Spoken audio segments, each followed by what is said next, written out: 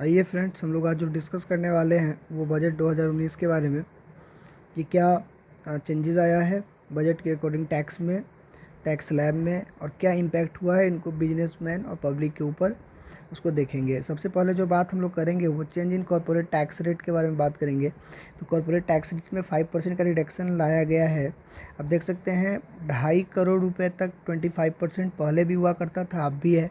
2.5 करोड़ से ऊपर 4 करोड़ तक, 2.5 करोड़ से ऊपर और 4 करोड़ तक 30% का पहले हुआ करता था। अब देख सकते हैं पहले 30% का हुआ करता था, अब जो चेंजेज है वो 25%। तो 5% का रिडक्शन करने से हुआ क्या है कि 99% जो कंपनीज़ है वो इसके स्लैब में आ गए हैं।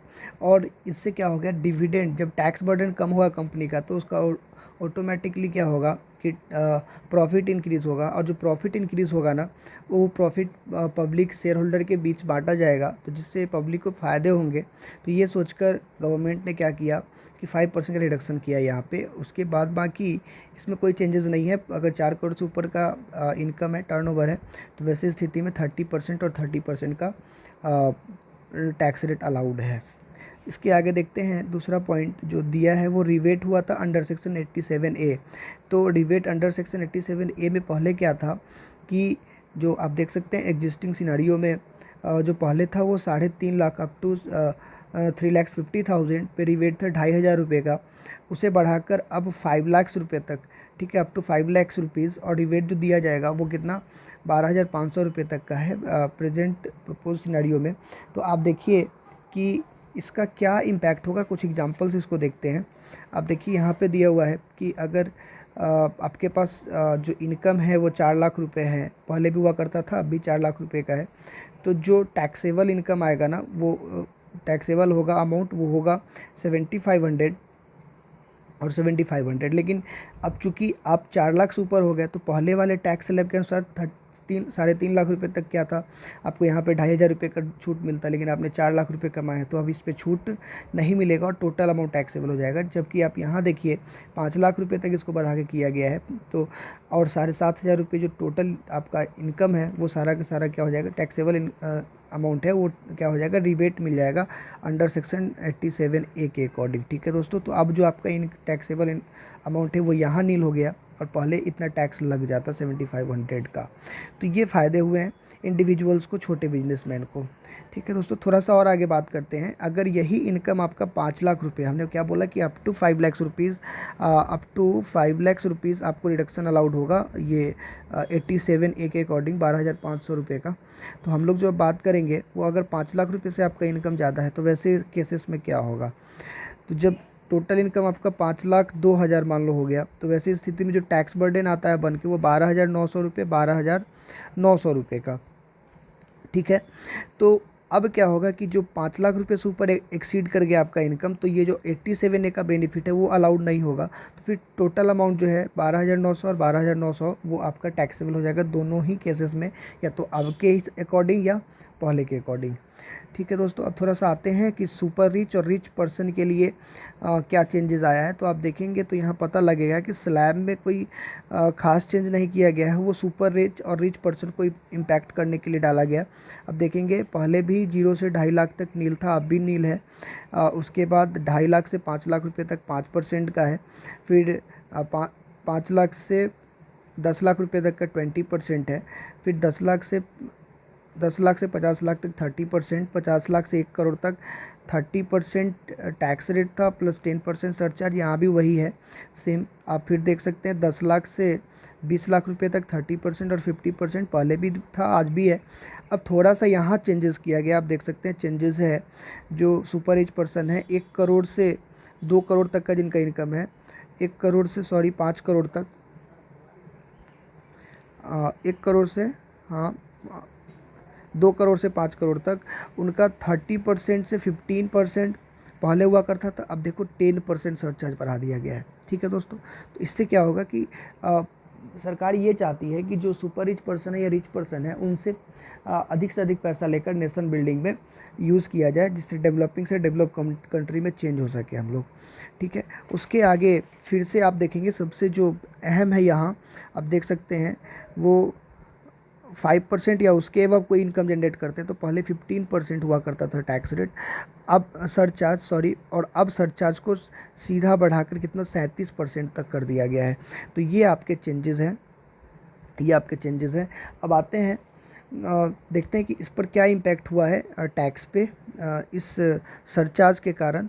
तो आप देखिए, हम कुछ एग्जांपल इसके लिए भी रखे हैं, आपके सामने रखेंगे। बोल रहा है कि इफ़ इनकम इज़ 3 करोड़, तो वैसे अकॉर्डिंग ऐसी स्थिति में इनकम 3 करोड़ है, ठीक है। और इसमें टैक्स जो बर्डन हुआ है वो 88 लैक्स 12,000 और इधर भी 88 लैक्स। तो टैक्स में तो कोई चेंज नहीं है, लेकिन सरचार्ज में आप देखेंगे तो पहले 13 लैक्स हुआ करता था, अब 22 लैक्स है। तो जो 9 लैक्स रुपये का चेंजेस है वो बढ़ा दिया गया है बर्डन उन लोगों के ऊपर। इसके हिसाब से अब फिर आप देखेंगे अगर 5 करोड़ रुपए का इनकम है तो फिर क्या होगा, जो उनका टैक्स बर्डन है वो 14 लैक्स हुआ करता था, अब टैक्स बर्डन यहाँ भी 14 लैक्स है। लेकिन आप देखेंगे सरचार्ज जो चेंज किया गया, बढ़ा दिया, ऐड किया गया है, तो उसमें देखिए 22 लैक्स रुपीज़ का सरचार्ज पहले हुआ करता था, अब 54 लैक्स रुपीज़ का है। तो इसका मतलब क्या हो गया दोस्तों कि जो आपने 32 लाख रुपये जो लगभग टैक्स 32-33 लाख रुपये 5 करोड़ पे बढ़ाए हैं, तो ये, और यहाँ भी देख सकते हैं टोटल आपकी इनकम 5 करोड़ में 2 करोड़ रुपये टैक्स पे कर रहे हैं। तो उन्होंने क्या किया कि अब जो सुपर रिच पर्सन है उनसे इनकम जनरेट करके और लोगों को देने का, नेशनल बिल्डिंग में चार्ज करने के लिए, डेवलप करने के लिए कंट्री को इस तरीके से लेकर आया था बजट में। अब आप आइए थोड़ा सा बात करते हैं कि डिडक्शन क्या क्या मिला है। तो जो डिडक्शन पहले हुआ करता था वो है, थोड़ा सा चेंजेस किया गया है इंडिविजुअल्स के लिए, को बेनिफिट के लिए, छोटे बिजनेसमैन के बेनिफिट के लिए। देखिए सेक्शन 80C में LIC PPF का रिडक्शन था 1.5 लाख, अब भी मिलता है, पहले भी मिला करता था। 80D में सेल्फ में मेडिक्लेम का जो बेनिफिट था वो सेल्फ के लिए 25,000 पहले भी था, अब भी है। पेरेंट्स के लिए 50,000 पहले था, अब भी है। NPS 80CCD में 50,000 और 50,000 का मिलता था, अब भी है। लेकिन interest on loan, home loan और इंटरेस्ट ऑन कार लोन में चेंजेस लाया गया 80EE के अकॉर्डिंग और 80EE के अकॉर्डिंग, ठीक है।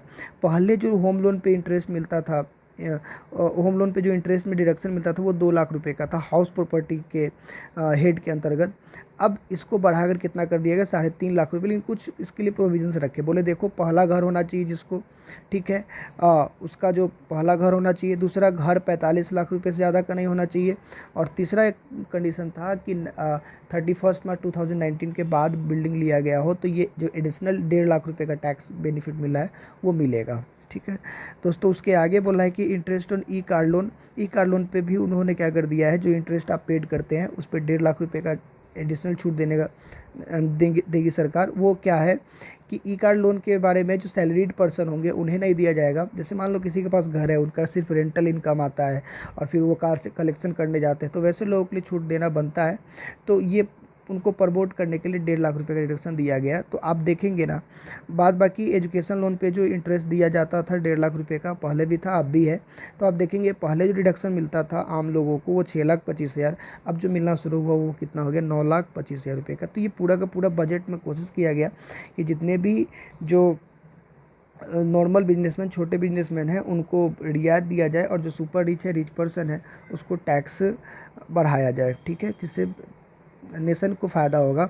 इसके आगे फिर देखिए कि कुछ लोग बोलते हैं कि सर अब तो 5 लाख रुपए तक टैक्स देना नहीं होगा क्योंकि यहाँ तक छूट है। ऐसा कुछ नहीं है, टैक्स आपको चार्ज किया जाएगा, बाद में डिडक्शन रिबेट दिया जाएगा। तो पहले तो कंप्यूट होगा कितना टैक्स लगना है, फिर इससे, तो इससे कोई फ़र्क नहीं पड़ता है। बहुत सारे लोग समझते थे कि चार्टर्ड अकाउंटेंट के इनकम पे कुछ फ़र्क आएंगे, जो रिटर्न फाइलिंग के फाइल्स है वो कम हो जाएंगे। ऐसा कुछ नहीं है, जितने भी लोग थे उनको टैक्स रिटर्न फाइल करना ही होगा, और उसके साथ साथ इनको वो डिडक्शन मिलेंगे। इवन यहाँ तक कि रिटर्न फाइलिंग का तो साइज अब बढ़ा दिया गया, एक्सपेंड कर दिया गया है।